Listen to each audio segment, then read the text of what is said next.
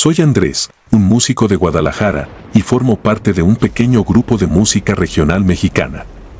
Nos dedicamos a tocar en eventos, bodas, fiestas y, a veces, hasta en velorios. La gente nos busca por el tipo de canciones que ofrecemos, pues, aunque solemos alegrar los eventos, también sabemos darle ese toque solemne que piden en los funerales.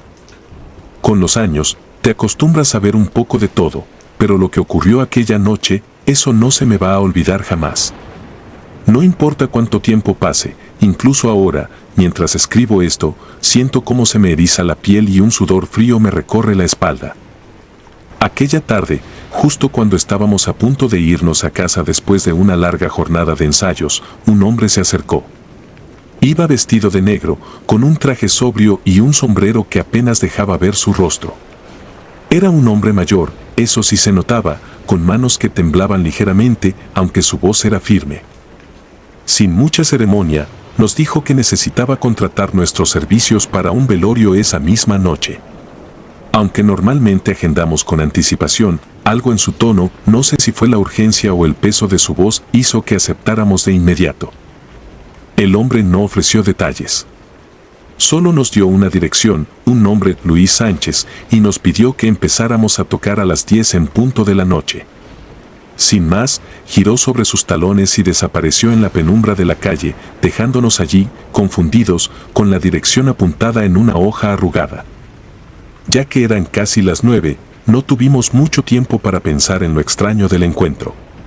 Reuní a mis compañeros y partimos hacia el lugar. Era una noche fría y sin luna, la clase de oscuridad que parece tragar las luces de la calle y hace que todo se sienta un poco irreal. Al llegar, vimos la casa, una construcción antigua, rodeada de árboles altos y flacos, como si el tiempo los hubiera encorvado hacia el suelo. Había algunas pocas luces en la fachada, pero todo estaba en silencio, un silencio que se sentía casi pesado, como si el mismo aire se negara a moverse.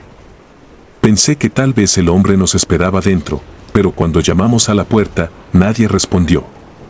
Con la incertidumbre palpitando en el pecho, empujé la puerta, que se dio con un chirrido largo y lastimero. Adentro, el ambiente era igual de opresivo.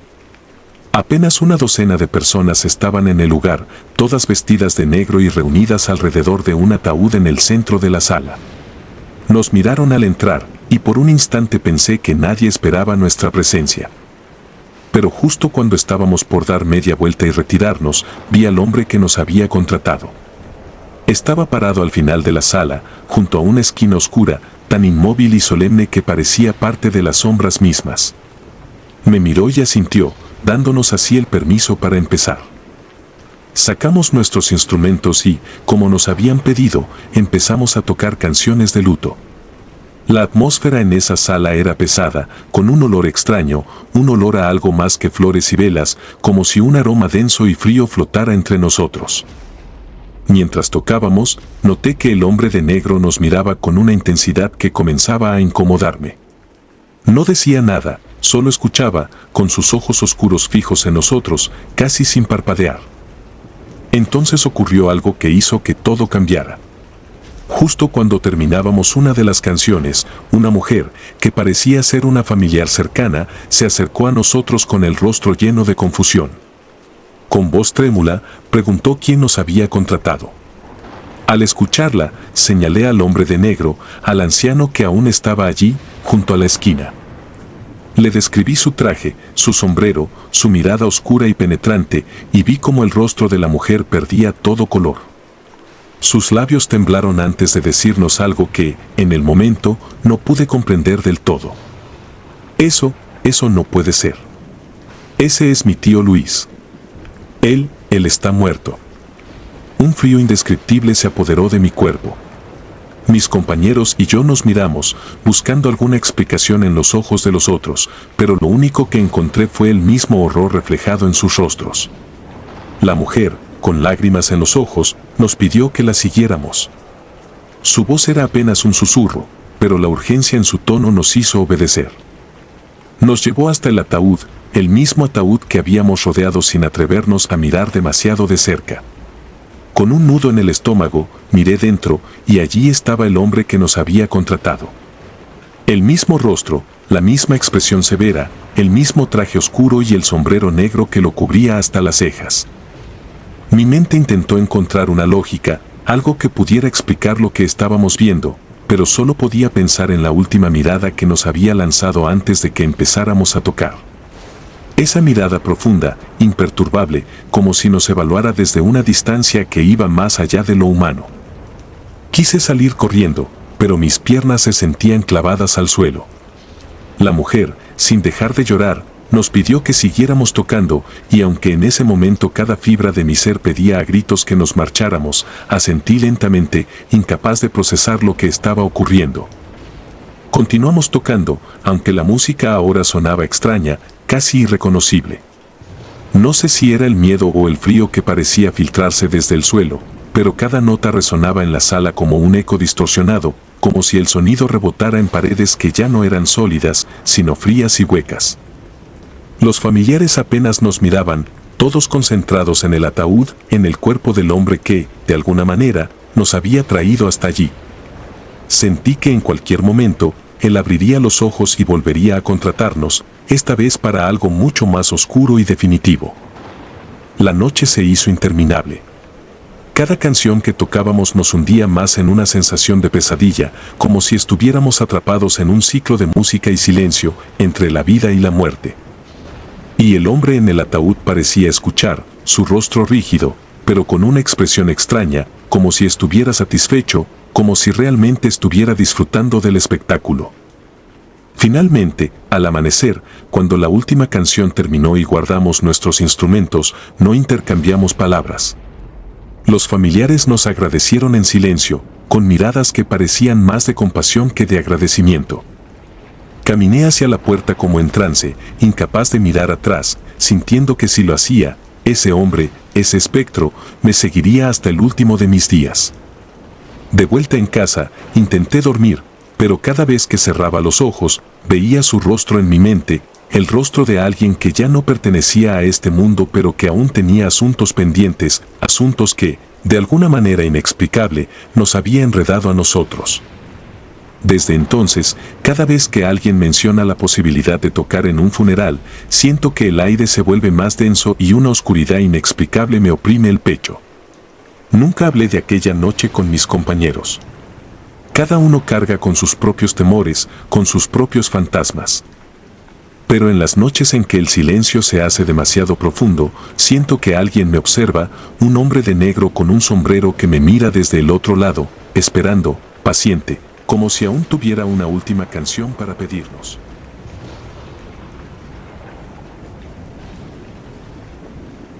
Mi nombre es Andrea, y nunca pensé que un funeral, el de mi propia abuela, me dejaría marcada para siempre.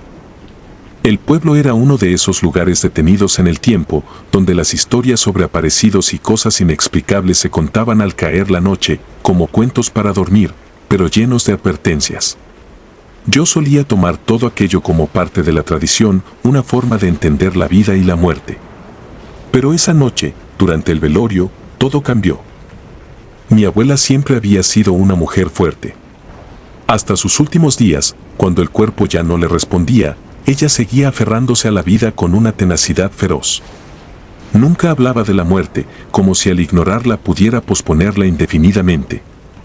Cuando murió, algo en la familia se rompió, como si la pérdida de su presencia dejara un vacío oscuro, palpable. El velorio fue en su pequeña casa de adobe, una construcción antigua que parecía un laberinto de habitaciones estrechas y mal iluminadas. Las paredes estaban adornadas con cruces y figuras de santos que mi abuela había acumulado con los años, una colección que, en esa noche de duelo, se sentía opresiva, como si cientos de ojos nos observaran desde cada rincón. El féretro estaba en la sala principal, rodeado de veladoras que titilaban en la penumbra, lanzando sombras que danzaban en las paredes como siluetas fantasmales. Los familiares y algunos vecinos se sentaban en silencio, murmurando oraciones o simplemente mirando al suelo, evitando cruzar miradas entre ellos, como si temieran ver el miedo reflejado en los ojos de los demás. Era medianoche cuando sucedió. Las horas habían transcurrido lentas y el murmullo de los rezos comenzaba a apagarse. Todos estábamos agotados, emocionalmente desgastados. Fue entonces cuando lo escuché, un susurro, apenas audible, que provenía de algún lugar cercano al ataúd. Una voz agónica, pero firme, que repetía una frase que me heló la sangre: no me dejen ir. Al principio pensé que era mi mente jugándome una mala pasada, una mezcla de cansancio y tristeza. Miré a mi madre, que estaba sentada a mi lado, y noté que tenía los ojos muy abiertos, fijos en el ataúd. Nos miramos en silencio, y en sus ojos vi que ella también lo había escuchado. La voz se repitió, más clara esta vez, con un tono desesperado, casi suplicante. Alguien susurraba, desde dentro de la caja: no me dejen ir. El aire en la habitación se volvió pesado, como si una presencia invisible se hubiera posado sobre todos nosotros. Mi corazón latía con fuerza, golpeándome las costillas, y sentí un escalofrío recorrerme la espina dorsal. Nadie se movió, nadie dijo nada, pero los rostros de todos los presentes se tornaron pálidos, y algunos comenzaron a murmurar oraciones en voz baja, como intentando ahuyentar algo que no podían ver. Entonces el ataúd crujió. Fue un sonido seco, un gemido de madera quejumbrosa que parecía surgir de las profundidades de la tierra. Algunos de los presentes ahogaron un grito y se levantaron, preparándose para correr, pero nadie se atrevió a dar el primer paso. Todos estábamos congelados, prisioneros de un miedo ancestral que parecía haber surgido de las sombras. Mi madre, que era de una fe inquebrantable, se persignó con manos temblorosas, sus labios moviéndose en una oración silenciosa. Fue entonces cuando lo vi, una sombra bajo la tapa del ataúd, una forma borrosa que presionaba desde adentro. Una mano. La mano de mi abuela, luchando por salir, como si la misma muerte no pudiera retenerla. Quise gritar, pero mi voz se atascó en mi garganta. Nadie se atrevía a abrir el ataúd, pero mi madre, con el rostro desencajado, dio un paso adelante. Le temblaban las piernas, pero su mirada estaba fija en aquella forma, en esa mano que parecía luchar contra la madera. Mi madre murmuró algo, una plegaria o tal vez una súplica, y en ese momento el sonido cesó. Pensé que todo había terminado, que la presión en el aire finalmente nos dejaría en paz, pero en ese instante una ráfaga de viento helado atravesó la sala. Las veladoras se apagaron de golpe, y la oscuridad nos envolvió como un sudario frío. Escuché murmullos, susurros que parecían provenir de todas partes, voces que no reconocía pero que pronunciaban mi nombre con una claridad inquietante. No sé cuánto tiempo pasó en esa oscuridad. Podría haber sido un segundo o una eternidad. Solo sé que sentí el frío de una mano en mi hombro, una mano que no debía estar ahí, y el pánico me envolvió. Me di la vuelta bruscamente, pero no había nadie detrás de mí. Sin embargo, el peso de esa mano seguía presente, clavándose en mi piel como un recordatorio de que algo, o alguien, no nos había dejado del todo. Cuando finalmente volvieron las luces, algunas personas ya se habían ido, incapaces de soportar el ambiente opresivo de la casa. La tapa del ataúd estaba en su lugar, y mi madre, con el rostro aún más pálido, murmuró que todo había sido una prueba de fe, una última lucha del alma de mi abuela antes de partir. Pero yo sabía que había algo más, algo que no se podía explicar con palabras o creencias. La noche avanzó en un silencio inquietante. No escuchamos más susurros, ni vimos sombras presionando desde dentro del ataúd, pero una sensación de inquietud persistía, un peso que no nos abandonaba. Cuando llegó la mañana, el entierro se realizó en el cementerio del pueblo, un lugar antiguo y casi olvidado, donde las lápidas eran apenas visibles entre la maleza. Al llegar al panteón, algo en el ambiente cambió. Sentí una presencia, una energía que emanaba de la tierra misma, como si el suelo estuviera saturado de historias y almas atrapadas. Mientras bajaban el ataúd a la tumba, una mariposa negra, enorme, apareció de la nada y se posó sobre la cruz de madera que sostenía el nombre de mi abuela.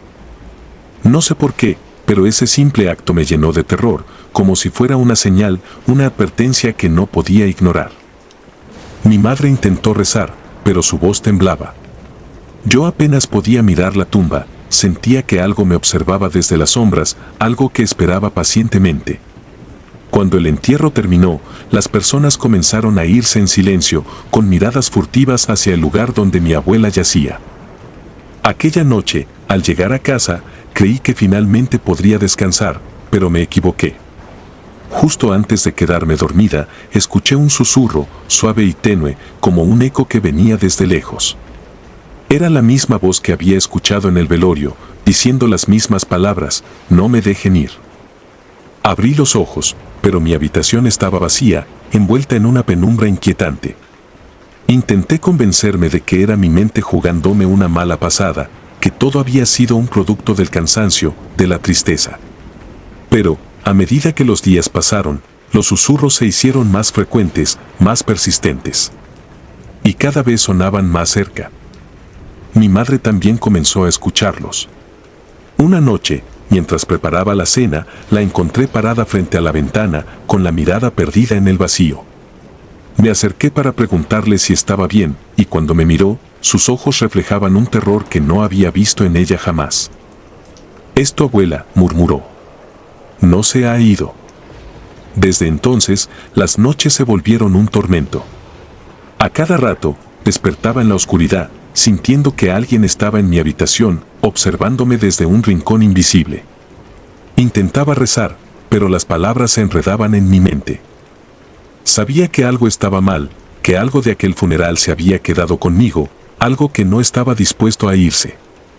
Unos días después, mi madre decidió consultar a un sacerdote, buscando alguna respuesta, algún consuelo. El hombre nos escuchó con atención y sugirió una misa especial, una especie de bendición para ayudar al alma de mi abuela a encontrar la paz. Accedimos, desesperadas, esperando que aquello pusiera fin a las noches de pesadilla. Pero la misa no funcionó. Los susurros continuaron y aquella presencia se hizo aún más palpable. Algunas noches despertaba con la sensación de que alguien se sentaba en el borde de mi cama, que algo helado rozaba mi piel, dejándome paralizada, incapaz de moverme o gritar. Empecé a evitar dormir, a quedarme despierta hasta el amanecer, esperando que la luz disipara aquella oscuridad que se había instalado en mi vida. Pero incluso de día, la sombra de mi abuela parecía acecharme, siguiéndome a cada rincón de la casa, observándome con una intensidad que no podía explicar. Con el tiempo, los susurros se volvieron una parte de mi vida, una compañía macabra que me recordaba cada noche que la muerte de mi abuela no había sido el final. No sé cuánto tiempo más podré soportarlo. Cada día que pasa, siento que esa presencia está más cerca, que algo me jala hacia un abismo del que no puedo escapar. Y ahora, mientras escribo esto, escucho su voz, cada vez más clara, susurrando las mismas palabras que comenzaron aquella noche en el funeral: no me dejen ir. Desde el momento en que recibí la noticia de la muerte de mi primo Ernesto, supe que aquel funeral no sería como los demás. Había algo en su partida que me incomodaba profundamente. No porque fuéramos especialmente cercanos, de hecho, apenas intercambiábamos palabras en las reuniones familiares. Pero Ernesto siempre fue un enigma, una sombra en las conversaciones, alguien a quien todos miraban con cierto recelo, como si fuera un portador de secretos demasiado oscuros. Al enterarme de su repentina muerte en un accidente de auto, sentí que algo intangible empezaba a gestarse en el aire, una inquietud en el ambiente que era casi sofocante. El velorio fue en una de esas viejas capillas en las afueras del pueblo, donde el aire parecía estancado y el tiempo detenido. Cuando llegué, la atmósfera ya estaba cargada de una tensión inusual. Miré a los rostros de mis familiares y todos tenían la misma expresión de desconcierto, como si estuvieran atrapados en una especie de sueño lúgubre. La capilla, con sus paredes amarillentas y ventanas polvorientas, parecía la caja de un eco que devolvía susurros apenas perceptibles, como voces enterradas en la estructura misma. Apenas habíamos iniciado el rezo cuando ocurrió lo del teléfono. Estábamos todos alrededor del ataúd, con la madre de Ernesto, mi tía Sofía, abrazando el marco de su fotografía como si le aferrara a él. Entonces, de repente, su celular sonó. Todos miramos hacia ella, expectantes, esperando ver quién tenía el descaro de llamar en un momento así. Pero cuando ella contestó, su expresión cambió, pasando de la sorpresa a una especie de pálido terror.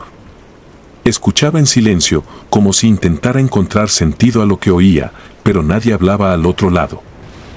Sofía colgó, evidentemente nerviosa, y se guardó el teléfono. pero apenas unos segundos después, volvió a sonar.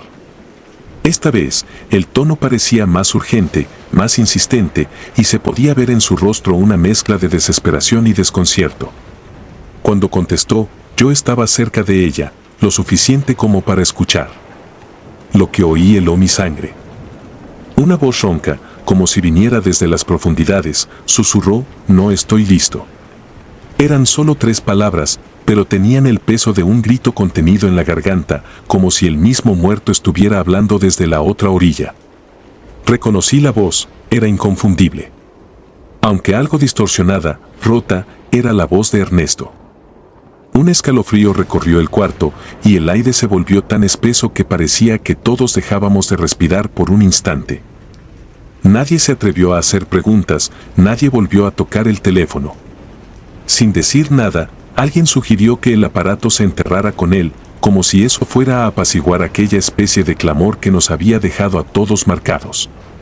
Su madre, aún temblando, asintió en silencio. La noche se hizo cada vez más pesada, y pronto los murmullos empezaron a poblar la sala. Algunas personas decían haber visto una sombra cerca del ataúd, como si alguien se asomara a espiar desde el rincón más oscuro de la capilla. Otros aseguraban haber sentido un frío que venía desde el fondo de la sala, helando cada hueso de sus cuerpos. Yo mismo experimenté una especie de náusea persistente, como si algo no deseado se hubiera adherido a mi piel. Hacia medianoche, cuando la mayoría de los asistentes se retiró para descansar un par de horas, un pequeño grupo de familiares y yo decidimos quedarnos. Era tradición no dejar el cuerpo solo, especialmente en nuestro pueblo, donde las creencias sobre el alma inquieta son tan profundas. Nos instalamos en los bancos de la capilla, tratando de encontrar una posición cómoda en aquellas viejas maderas que crujían con cada movimiento. Fue entonces cuando algo extraño comenzó a suceder. Desde el silencio absoluto, escuché un leve zumbido que poco a poco fue tomando forma hasta convertirse en el mismo sonido de un teléfono. Nos miramos unos a otros, asustados y confundidos. No había manera de que el teléfono de Ernesto estuviera sonando, se suponía que lo habíamos dejado en su bolsillo, junto a él, en el ataúd. De nuevo, el sonido. Era un tono bajo, persistente, como si proviniera de algún lugar profundo y confuso. Me levanté, impulsado por una mezcla de curiosidad y un miedo irracional, y caminé hasta el ataúd. Acerqué la oreja, dudando de mi propia cordura, y allí estaba, el mismo tono de llamada. Sentí una presencia, algo que estaba observándonos desde algún lugar oscuro e impreciso. Pero lo peor fue que, cuando el tono cesó, escuché claramente la voz de Ernesto, mucho más cerca esta vez, casi al oído. Por favor, no me dejen solo. Aquellas palabras quedaron suspendidas en el aire y de repente sentí que mi piel se erizaba. Fue un sonido claro, distinto, como si estuviera a solo unos centímetros de mi oído, susurrando desde una distancia invisible. Me aparté bruscamente y tropecé con uno de los bancos. Los otros, alarmados, se acercaron y les conté lo que había escuchado. Algunos dijeron que era el cansancio, que mi mente me estaba jugando una mala pasada. Pero todos miraban de reojo al ataúd, como si en cualquier momento algo fuera a brotar de su interior. Poco a poco, nos fuimos quedando en silencio, sumidos en una especie de vigilia obligada. Pero el ambiente se volvía cada vez más denso y una opresión comenzaba a infiltrarse en nuestros pensamientos. De pronto, vi algo extraño en la esquina de la capilla, junto a las velas que iluminaban tenuemente la estancia. Era una sombra, larga y de contornos imprecisos, que parecía observarnos. Intenté enfocar la vista, esperando que fuera un juego de luces, pero entonces la sombra se movió, lenta, deslizándose hacia nosotros. Un hombre mayor, que había sido muy cercano a Ernesto, comenzó a rezar en voz baja, pero sus palabras se perdieron en la espesura de la capilla, ahogadas por el sonido del teléfono que parecía regresar, como una letanía que iba y venía. Era incesante, como si desde el otro lado de la tumba Ernesto estuviera intentando alcanzarnos, tratando de que alguien le respondiera, que alguien atendiera su llamada desesperada. Sin saber qué más hacer, nos acercamos nuevamente al ataúd. Uno de mis primos, quien solía ser bastante escéptico, tomó el celular de la tía Sofía y lo colocó sobre la tapa del ataúd. Al hacerlo, sentimos que el ambiente cambió abruptamente, el aire se volvió aún más denso y el frío se intensificó. Parecía que habíamos tocado una cuerda tensa en el tejido de la realidad, algo que no debía ser perturbado. Esa noche no pudimos dormir. Cada vez que alguien intentaba cerrar los ojos, el eco de las palabras de Ernesto parecía susurrarle al oído, despertándolo con un sobresalto. Y siempre era lo mismo: por favor, no me dejen solo. A medida que avanzaba la madrugada, nos dimos cuenta de que todos estábamos experimentando lo mismo, como si aquella súplica se hubiera incrustado en nuestra mente. Al amanecer, cuando finalmente salió el primer rayo de luz, el sonido cesó. La atmósfera, aunque todavía tensa, parecía haberse aligerado un poco. Decidimos cerrar el ataúd con el teléfono dentro, como si eso pudiera de alguna manera sellar esa conexión espectral que había perturbado la noche. Pero lo más extraño fue que, al hacerlo, todos sentimos un leve alivio, como si algo hubiera aceptado finalmente su destino. Cuando el ataúd fue enterrado, un silencio profundo cayó sobre el cementerio. Nos quedamos en silencio, observando cómo la tierra cubría el lugar donde Ernesto yacía ahora. La madre de Ernesto se arrodilló junto a la tumba y, con voz quebrada, le susurró una última despedida. Nadie dijo nada al salir, y el sol de la mañana parecía más frío que de costumbre. Sin embargo, esa misma noche, al regresar a mi casa, mi propio teléfono sonó. No reconocí el número, pero contesté, esperando que fuera algún familiar queriendo compartir lo sucedido. Al otro lado, en el silencio más absoluto, escuché un susurro ronco y familiar que decía: gracias. Desde esa noche, nunca he vuelto a tener un sueño tranquilo. A veces, cuando cierro los ojos y la oscuridad me envuelve, veo su rostro, pálido, inmóvil, desprovisto de vida. Y siento ese mismo frío recorriéndome la espina dorsal, el mismo que sentí aquella tarde en que creí ver a la muerte misma jugando con nuestras mentes y dejándonos una advertencia. Han pasado muchos años, pero el recuerdo sigue tan vivo como en ese entonces. Tenía 14 años, y aunque he tratado de olvidarlo, mi mente me traiciona. Algunas cosas simplemente no se pueden enterrar. Era el verano de 1956 en el pequeño pueblo donde crecí, un lugar donde todos se conocían y los secretos pesaban más que las lápidas.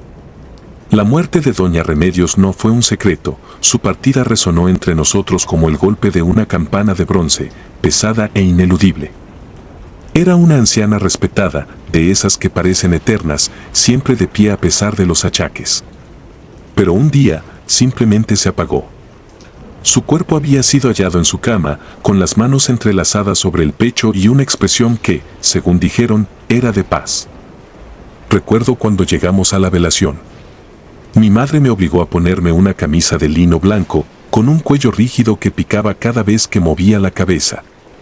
El salón donde se celebraba el funeral era frío, oscuro, y olía a cera y flores marchitas.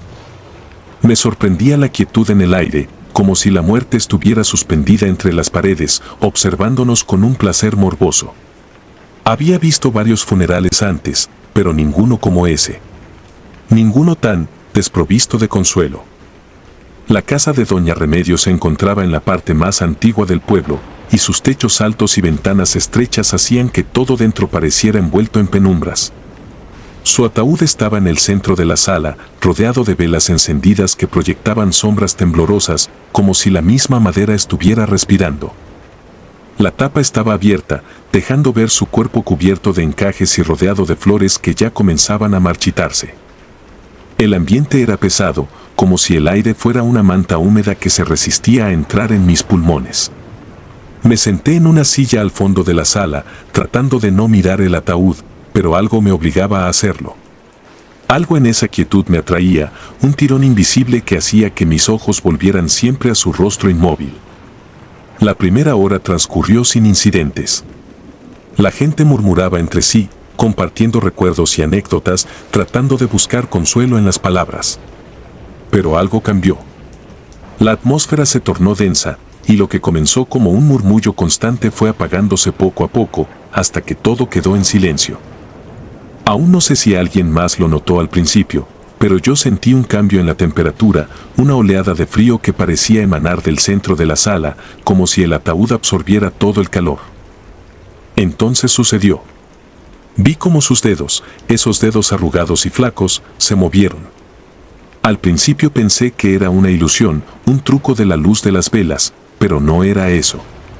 Su mano izquierda, que yacía descansando sobre su pecho, comenzó a levantarse, apenas 1 centímetro. Sentí un escalofrío recorrerme y por un momento quise creer que mi mente estaba jugando conmigo, que el cansancio me estaba haciendo ver cosas. Pero en el instante siguiente, alguien más jadeó en voz baja. No estaba solo en mi espanto.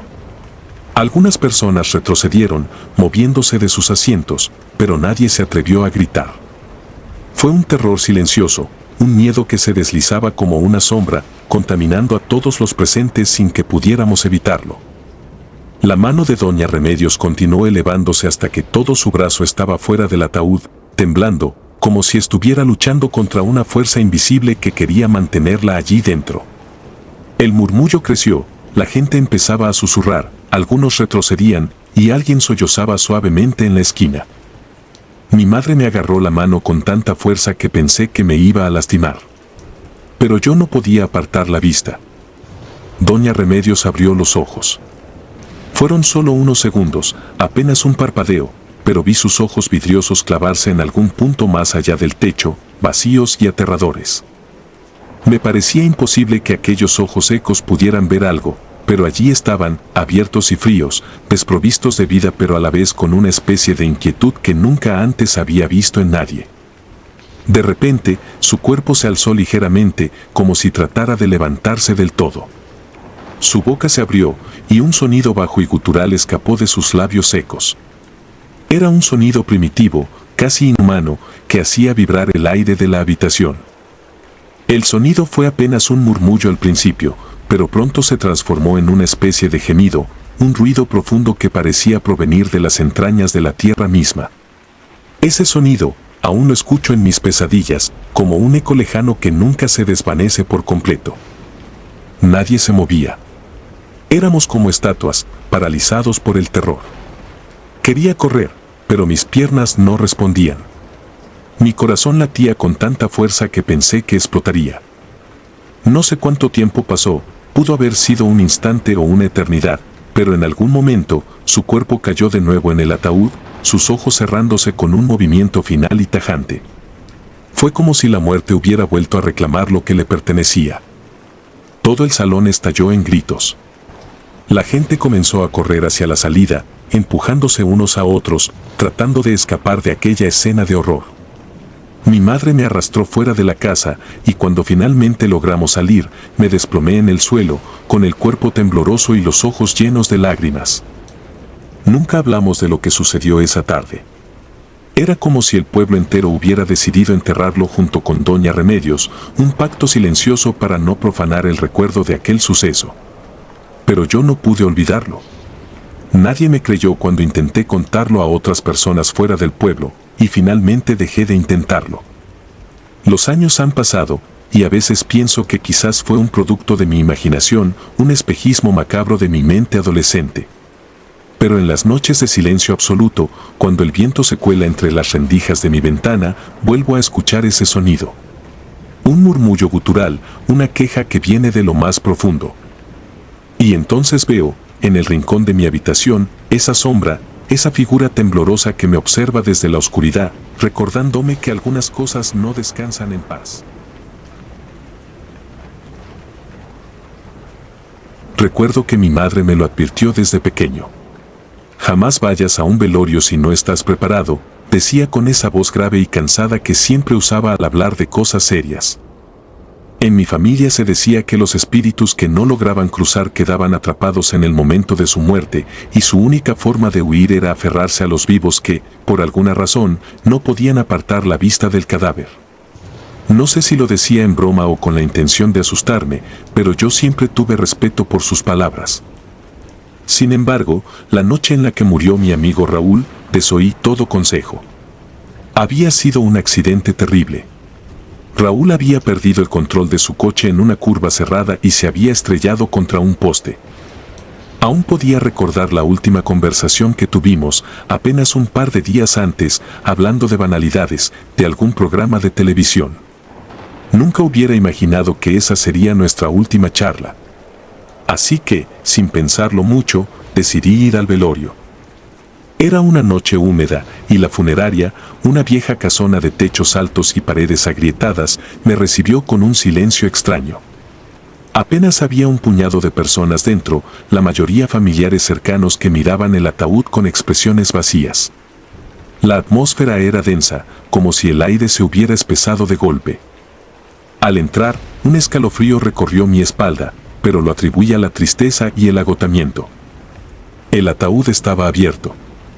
A pesar de lo arruinado que había quedado su rostro en el accidente, habían logrado restaurarlo lo suficiente para darle una apariencia de paz. Pero, mientras me acercaba, algo en su expresión me incomodaba. Había una tensión extraña en su boca, una ligera curva en los labios que parecía casi burlona. Sacudí la cabeza y me dije a mí mismo que era mi mente jugándome trucos. Pero el malestar no se iba. Después de unos minutos de pie junto a él, mirando su rostro pálido, algo extraño sucedió.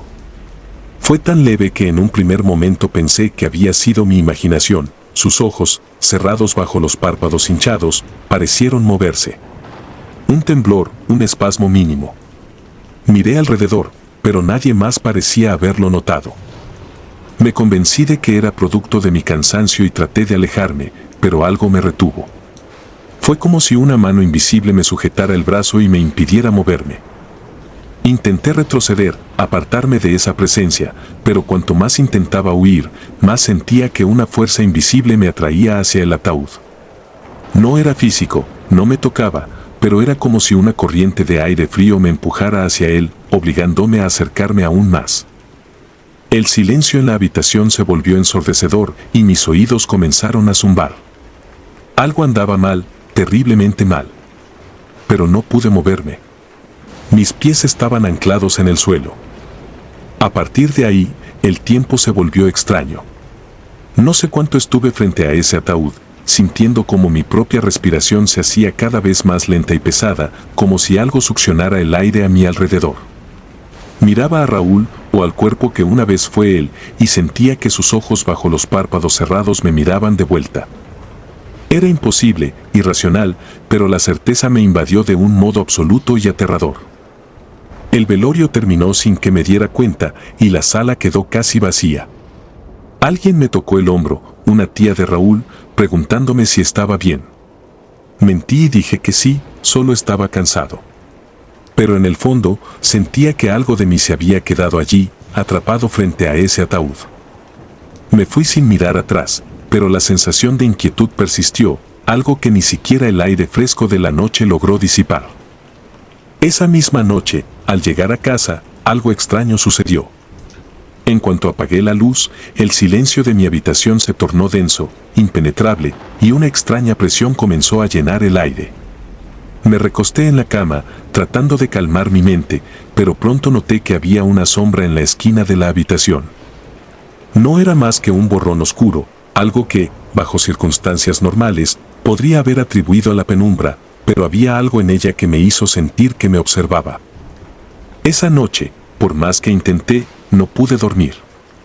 Apenas lograba cerrar los ojos cuando sentía un leve susurro en mi oído, algo tan suave y apenas perceptible como el sonido de una respiración contenida, asfixiada. El aire en mi cuarto parecía vibrar, lleno de una presencia que no podía ver, pero que se sentía tangible, como si una pared de hielo me rodeara. Pasaron los días y las cosas comenzaron a empeorar. Al principio era solo una sensación de incomodidad en mi propia casa, una especie de paranoia que atribuía al cansancio y al duelo. Pero luego, los sucesos se hicieron más inquietantes. Empezaron los golpes. Al principio, solo eran sonidos tenues, casi imperceptibles, como el crujido de una madera vieja, pero siempre sucedían de madrugada, en el mismo rincón donde había visto la sombra por primera vez. Una noche, desesperado por el insomnio y la creciente ansiedad, encendí una vela y me acerqué a ese rincón. Era como si algo invisible y pesado se hubiera asentado en mi habitación, una presencia densa que hacía que el aire fuera difícil de respirar. Sentí, aunque suene absurdo, que algo estaba allí conmigo, acechando desde las sombras. La vela, con su pequeña llama temblorosa, parecía apenas capaz de perforar la oscuridad. De repente, escuché un susurro. Era apenas un murmullo, pero reconocí la voz de inmediato. Era la voz de Raúl. No sé cómo explicarlo, era imposible, pero allí estaba. Decía mi nombre, tan bajo que tuve que esforzarme para oírlo. Me congelé. Quería moverme, encender todas las luces, correr. Pero no pude. El murmullo continuó, cada vez más claro, cada vez más insistente. ¿Por qué no me ayudaste?, decía. ¿Por qué no me salvaste? Las palabras me atravesaban como cuchillos, y la culpa comenzó a apoderarse de mí. No podía haberlo salvado, su muerte fue un accidente. Pero esa voz me hacía dudar de mis propias certezas, me sumía en una oscuridad en la que lo racional perdía sentido. A partir de esa noche, la presencia se hizo constante. Ya no solo sentía que algo me observaba, ahora podía oírlo, moviéndose en las sombras, susurrando, llenando mis noches de una soledad agobiante y fría.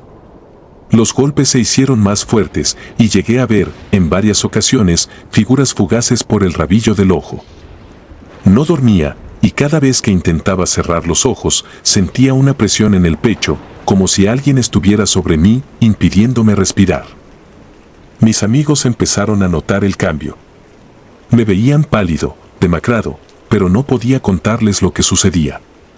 No porque no me creyeran, sino porque sabía que sonaría como un delirio absurdo. Hasta que una noche, un amigo se quedó a dormir en casa y a las pocas horas despertó gritando, pálido y sudoroso. Dijo que había visto a alguien parado a los pies de la cama, una figura oscura con el rostro de Raúl, mirándolo fijamente. Fue entonces cuando comprendí la gravedad de lo que había traído conmigo. Era Raúl, o lo que quedaba de él, una sombra que se había aferrado a mí en el velorio y ahora me perseguía, llenando mi vida de terror y desesperanza. Intenté de todo para librarme de su presencia, oraciones, rituales sugeridos por extraños en internet, hasta un exorcismo realizado por un sacerdote al que supliqué ayuda. Pero nada funcionó. Los susurros se hicieron más intensos, más dolorosos, como si alguien estuviera destrozando mi mente desde dentro. Comencé a ver el rostro de Raúl en cada sombra, en cada reflejo, mirándome con esa misma expresión burlona que tenía en el ataúd, como si disfrutara de mi sufrimiento. Una noche, en un último intento desesperado, volví a la funeraria. Estaba cerrada, pero logré entrar por una ventana rota. Sabía que el ataúd de Raúl aún estaba allí, en una sala donde almacenaban los cuerpos antes de ser enterrados. Cuando lo encontré, el terror me invadió por completo. No estaba solo.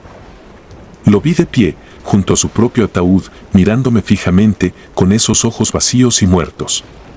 Su sonrisa torcida era más evidente que nunca, y supe, en ese instante, que no habría escapatoria para mí.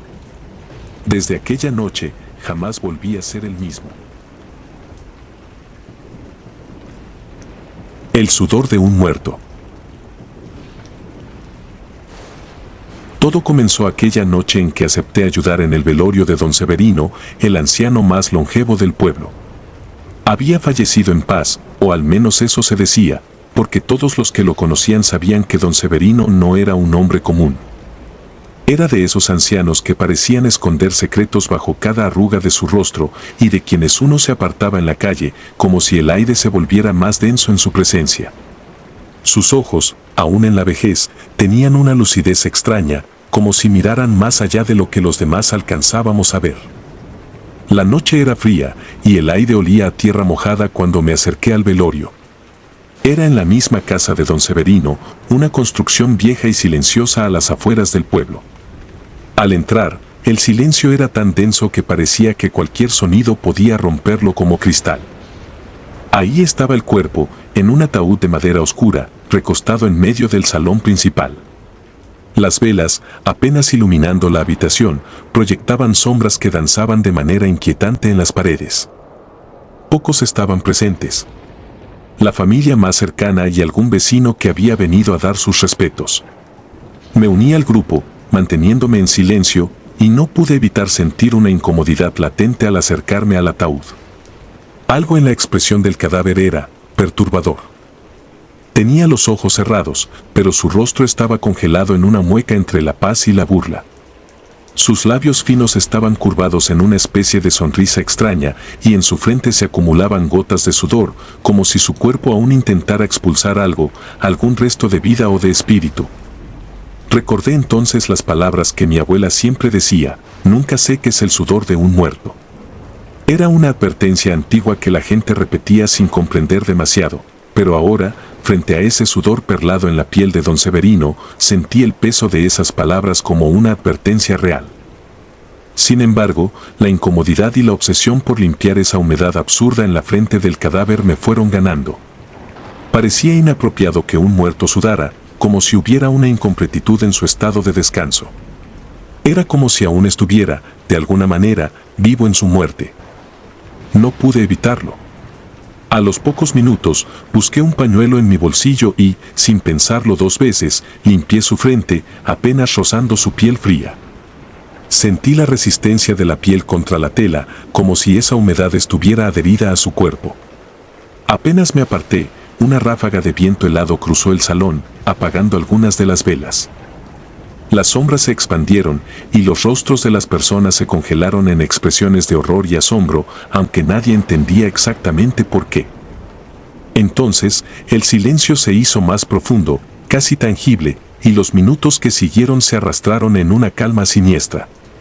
Mis ojos no podían dejar de volver al rostro de don Severino, cuya expresión parecía haber cambiado levemente.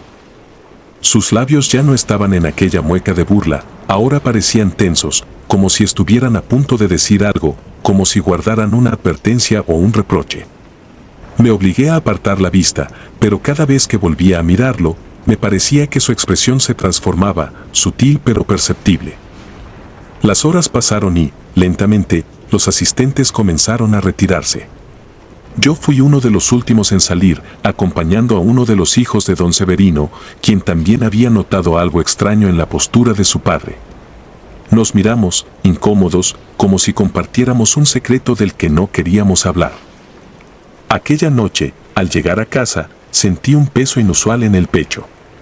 La imagen del cadáver seguía fresca en mi mente, especialmente la última vez que lo vi, cuando parecía que sus ojos estaban a punto de abrirse. Intenté dormir, pero el sueño fue fragmentado, lleno de sombras y murmullos. A la mañana siguiente, me enteré de que la familia de don Severino había decidido enterrarlo en el mismo terreno donde estaba la casa. Algo en la decisión me pareció equivocado, como si aquella casa no debiera cargar con el peso de su presencia en vida y ahora en muerte. Sin embargo, no dije nada y me limité a asistir al entierro, sintiéndome incapaz de quitarme esa sensación de que había hecho algo terriblemente mal. Las cosas empeoraron cuando, unos días después, comenzaron a correr rumores en el pueblo. Decían que en la casa de don Severino se escuchaban pasos en las noches, crujidos y murmullos bajos que parecían venir de las paredes. Su familia intentaba ignorar los ruidos, pero fue una tarde, casi una semana después del entierro, cuando recibí una llamada de la hija de don Severino. Su voz sonaba rota, como si estuviera al borde de la locura. Tú tocaste a mi padre, ¿verdad? Secaste su sudor, dijo sin preámbulos. Tragué saliva, sintiendo como la garganta se me secaba de inmediato. No sabía cómo responderle. Nadie me había visto, nadie podía saberlo, y sin embargo, ahí estaba ella, acusándome. Intenté responder con calma, pero la voz me temblaba. Sí, solo le limpié un poco la frente, confesé, esperando que eso calmara su curiosidad. Ella no respondió de inmediato, pero el silencio que siguió fue más oscuro que cualquier palabra. Finalmente, habló, casi en un susurro: desde ese día, es como si él no se hubiera ido. Lo escucho todas las noches, moviéndose, como si buscara algo. Y cada vez que trato de dormir, siento su respiración en mi nuca. La llamada terminó abruptamente, dejándome solo con una sensación de terror que calaba hasta mis huesos. Esa noche, me atormentó un sueño lúgubre. Caminaba por el pasillo oscuro de la casa de don Severino, las sombras se estiraban y en cada esquina sentía que alguien me observaba. Al llegar al salón donde lo habían velado, vi que el ataúd estaba abierto, pero vacío. Y entonces, en el silencio, escuché un leve susurro.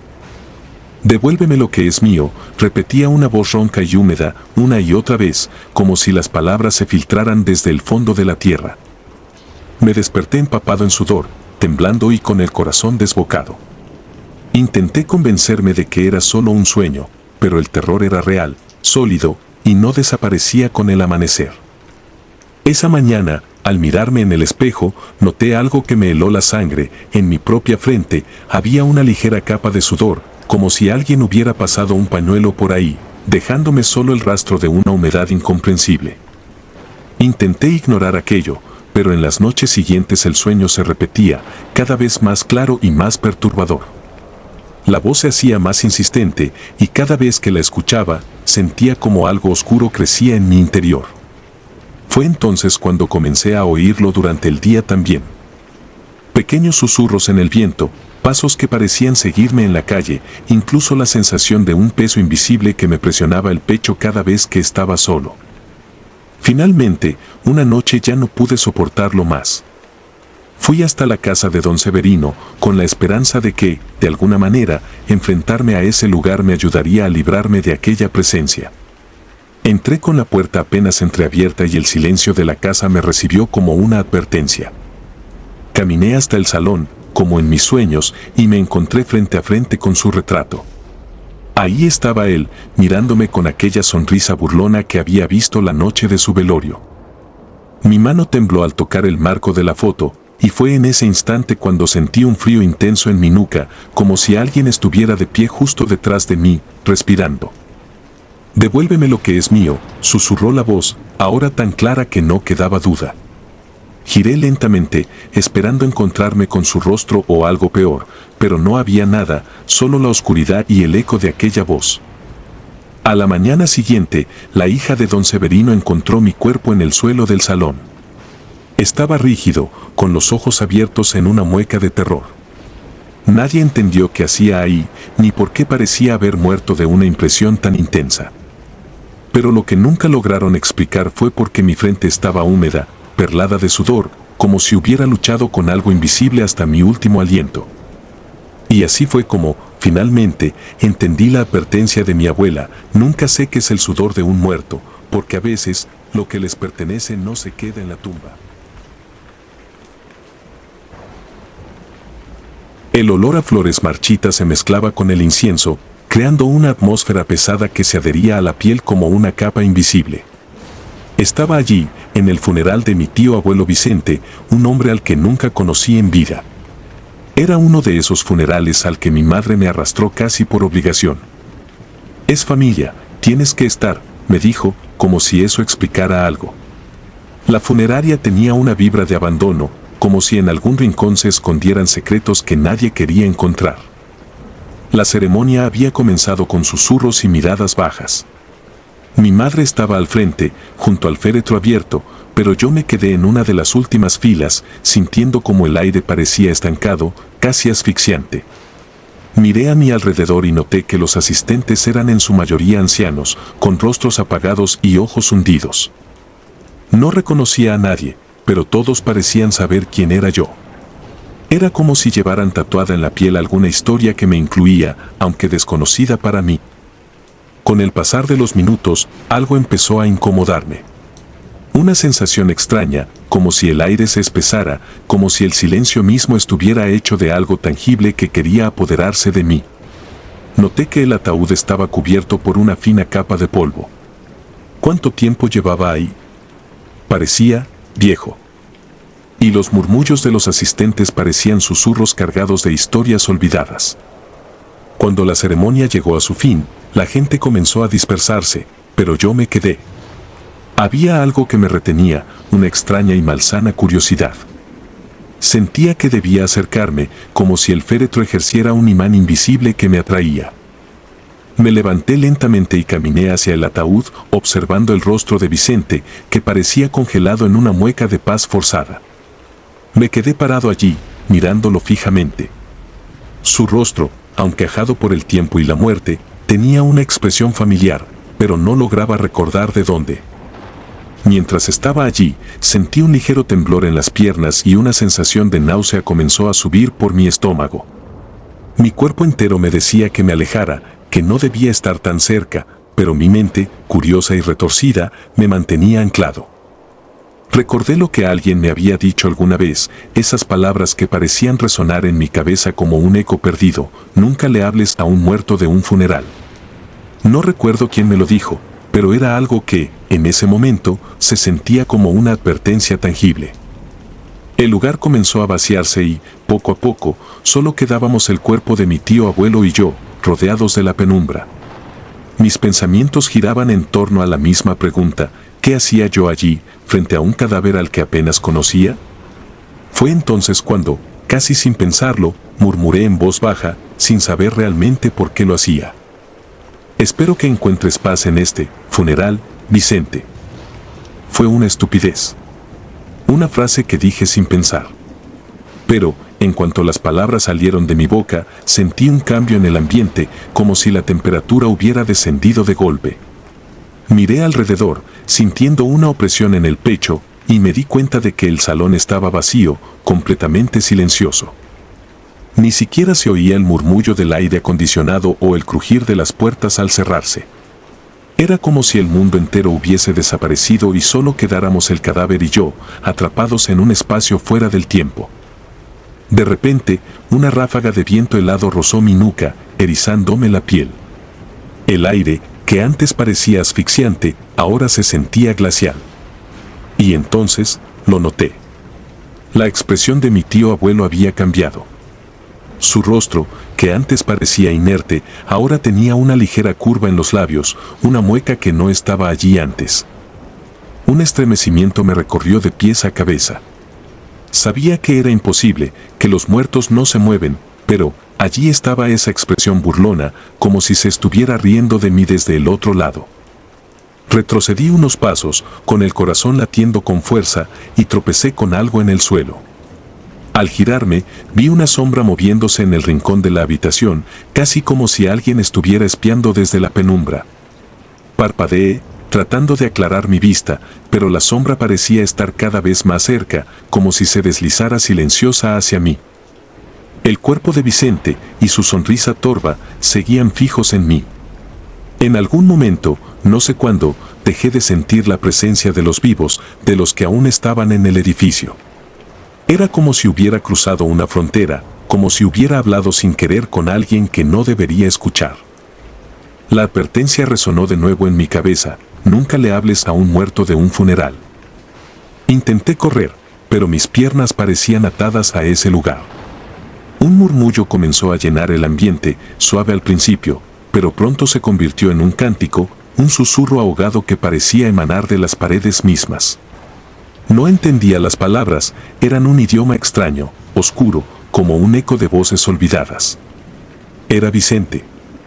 O algo que lo rodeaba, que lo envolvía en una sombra de odio, de rencor acumulado. Me quedé paralizado al notar que el ataúd comenzaba a vibrar ligeramente, como si alguien estuviera golpeando desde dentro, con una fuerza contenida que, en cualquier momento, se desataría. En medio de mi pánico, recordé algo que mi abuela me había contado cuando era niño, una historia sobre la muerte y el peso de los recuerdos olvidados. Los muertos llevan en sí las historias no contadas, los secretos que nadie quiso escuchar en vida, decía. Tal vez, al mencionar su funeral, había despertado algo, algún resentimiento que Vicente se había llevado consigo a la tumba. Luché por apartar la vista de su rostro, pero la sensación de que me observaba no desaparecía. Incluso cuando giré hacia la puerta, podía sentir su mirada hundiéndose en mi espalda, fría y acusadora. Me apresuré hacia la salida, tropezando con las sillas vacías, pero cuando finalmente llegué a la puerta y traté de abrirla, esta no se movió. Era como si estuviera bloqueada desde afuera, o peor aún, como si fuera parte de la propia funeraria, una trampa que me mantenía allí, atrapado con los secretos del muerto. Fue entonces cuando lo escuché. Su voz. Apenas un susurro, pero inconfundible. Era el tono grave y ronco que alguna vez debió tener en vida, solo que ahora era un eco marchito, proveniente desde la misma caja que, momentos antes, me había parecido un simple féretro. No hables de mi funeral, musitó, con un retorcido dejo de enojo y burla. Nadie debe hablar de lo que pasó. Intenté gritar, pero mi voz no salió. Era como si una fuerza invisible me apretara la garganta, dejándome sin aire. Caí de rodillas frente al ataúd, sintiendo como algo me absorbía hacia él, como si aquella voz fuera una cuerda que me arrastraba hacia el mismo abismo donde él se encontraba. En mi desesperación, cerré los ojos y empecé a rezar, murmurando cualquier cosa que recordara, pero las palabras me parecían vacías, inútiles frente a lo que estaba allí conmigo, frente a lo que me había condenado con mi propia insensatez. El murmuro crecía, transformándose en un grito ensordecedor que se retorcía en mi mente como una serpiente envenenada de odio. Cuando abrí los ojos, me encontré de nuevo en la sala y ya no estaba solo.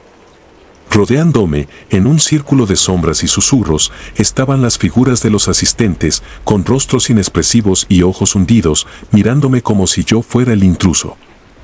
Cada uno de ellos llevaba en sus manos algo, una flor marchita, un pedazo de tela raída, fragmentos de algo roto y olvidado.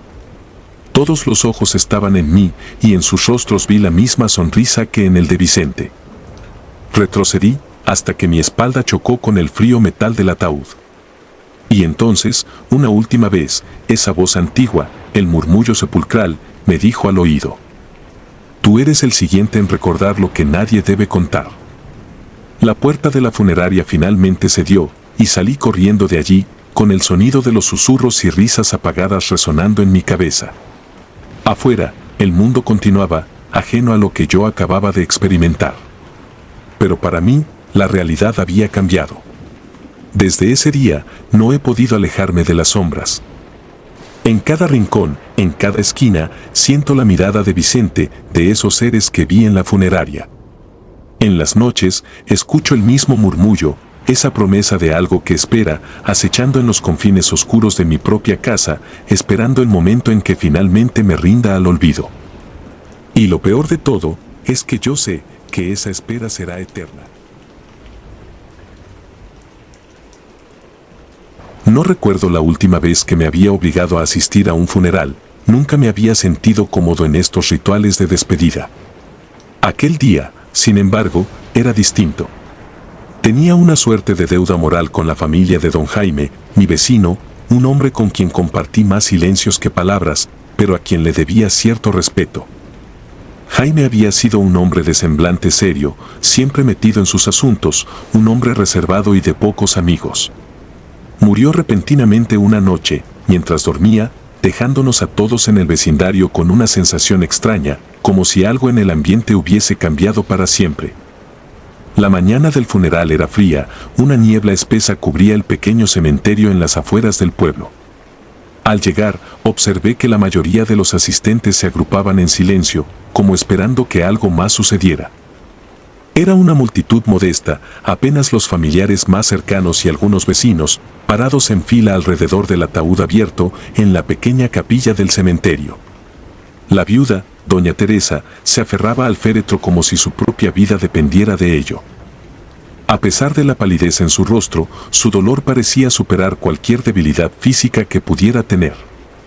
Al acercarme, algo llamó mi atención de inmediato. Las mejillas de don Jaime, en su eterno reposo, estaban marcadas por finas líneas húmedas, como si lágrimas se hubieran deslizado lentamente desde sus ojos cerrados.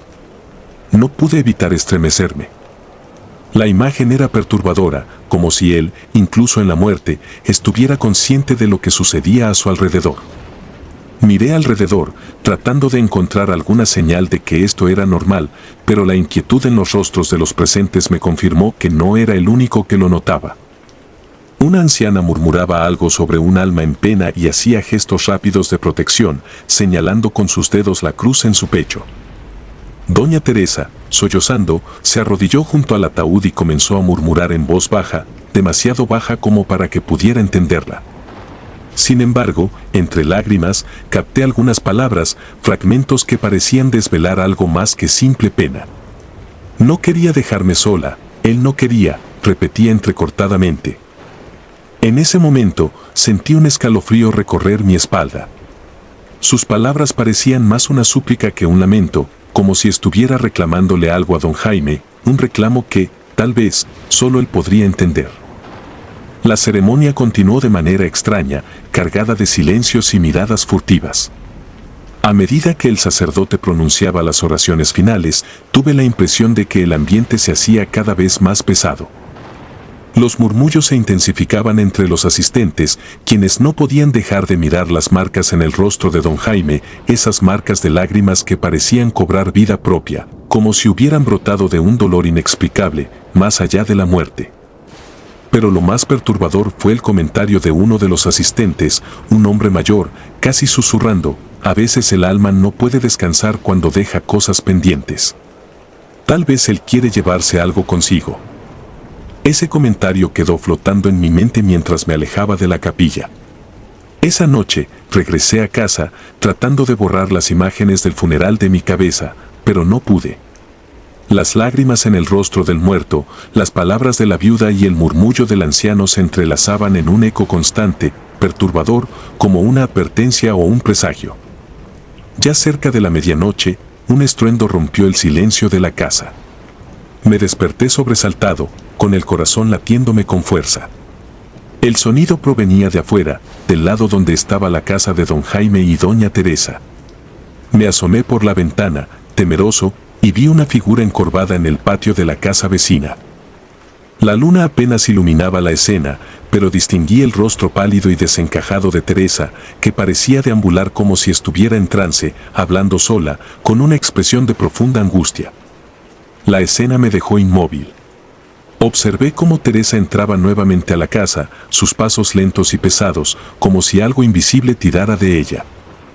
A la mañana siguiente, el pueblo amaneció con una noticia escalofriante: doña Teresa había muerto en su cama, en la misma posición en que habían encontrado a don Jaime. El médico aseguró que fue un infarto fulminante, pero los vecinos, que ya tenían sus propias teorías, comenzaron a hablar de algo mucho más oscuro. Nadie mencionó las marcas en su rostro, pero yo mismo pude verlas cuando, en un impulso, decidí acercarme al velorio. En su rostro se dibujaban finas líneas húmedas, como rastros de lágrimas. Las mismas marcas que había visto en don Jaime. Los días siguientes se convirtieron en un infierno para mí. Las noches, en especial, se volvieron insoportables. Dormía poco, atormentado por pesadillas donde veía a Jaime y Teresa en su lecho de muerte, ambos con las mismas lágrimas recorriendo sus rostros. No podía deshacerme de la sensación de que algo había quedado incompleto, algo que había dejado una herida abierta entre ambos. Empecé a escuchar sonidos extraños en la noche, susurros en el silencio, pasos lentos, como si alguien caminara por el pasillo de mi casa. Hubo una noche en particular en la que desperté con el sonido de una respiración entrecortada. Sentí una presencia cerca, una figura difusa a los pies de mi cama. Podía ver un contorno oscuro, más oscuro que la propia oscuridad de la habitación, y sentí una frialdad penetrante que me inmovilizó. La figura no se movía, solo estaba ahí, mirándome, con una especie de tristeza que me helaba el alma. Durante los siguientes días, mi salud comenzó a deteriorarse. Perdí el apetito y el sueño, incapaz de dejar de pensar en el funeral, en los rostros de los difuntos y en esas marcas de lágrimas. A veces, en momentos de desesperación, llegué a dudar de mi propia cordura. En una ocasión, desesperado por respuestas, decidí investigar un poco sobre la historia de don Jaime y doña Teresa, esperando encontrar alguna explicación que pudiera tranquilizarme. Lo que descubrí fue perturbador. Al parecer, Teresa había sufrido mucho durante su matrimonio. Don Jaime era un hombre celoso, posesivo, que a menudo la aislaba de sus seres queridos. Los rumores decían que ella había intentado abandonarlo varias veces, pero él siempre la convencía de quedarse, bajo amenazas veladas que ella nunca compartió con nadie. Era como si Jaime hubiera mantenido un control sobre ella, incluso más allá de la muerte. Una noche, sin embargo, comprendí que no podía seguir huyendo de aquel tormento. Desesperado, encendí una vela y me dirigí al cuarto donde sentía la presencia de ambos más intensamente. Sabía que algo, o alguien me observaba desde las sombras. Apreté la vela con fuerza y, entre susurros, hablé al aire, como si mi voz pudiera atravesar esa frontera invisible que separaba el mundo de los vivos y los muertos. Déjala en paz, ya es suficiente. De pronto, el ambiente en la habitación cambió. La vela parpadeó, y sentí una ráfaga de aire helado que casi apagó la llama. Fue en ese instante cuando la vi, una figura espectral, apenas perceptible, con el rostro cubierto de lágrimas. Su expresión era de un sufrimiento indescriptible y sus labios se movían en un lamento silencioso. Era Teresa. Estaba ahí, frente a mí, tan cercana que podía percibir el dolor en su mirada, ese dolor que parecía cargar desde hacía tanto tiempo. La figura se desvaneció y sentí una paz extraña, como si una carga invisible se hubiese liberado. Desde aquella noche, no volví a escuchar los susurros, ni a sentir las presencias que me habían atormentado durante días. Algo, de algún modo, había cambiado. Aunque la calma regresó, jamás pude olvidar aquellas lágrimas, esos rastros de pena que don Jaime y Teresa parecían haber dejado como una advertencia. Tal vez, pensé, algunas almas no encuentran paz hasta que los vivos entendemos sus sufrimientos, hasta que alguien, en algún lugar, los escucha. Si te gustaron los relatos, nos gustaría que nos apoyaras con un like o un comentario. Y si no estás suscrita o suscrito, te invito a que lo hagas para que no te pierdas los relatos y las historias de Mr. Terror Maligno. Sin más, gracias por escucharnos, hasta el próximo video. Saludos.